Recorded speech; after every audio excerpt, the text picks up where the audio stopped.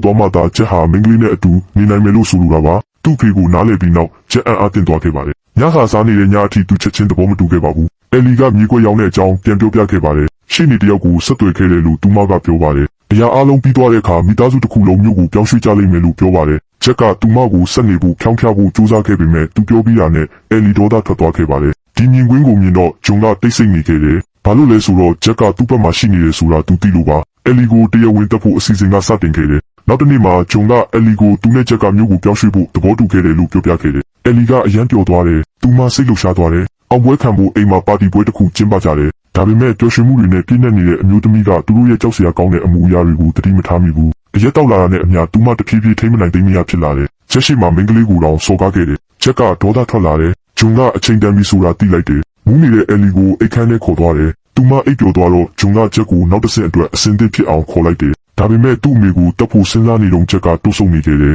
ဒါကတခုတည်းသောနီလန်မဲကောင်လေးသူမကမင်းကိုတုံလုံးချောက်ချစေလိမ့်မယ်ငါတို့သူ့ကိုခွင့်ပြုရင်ငါအာမခံတယ်ဂျွန်ရဲ့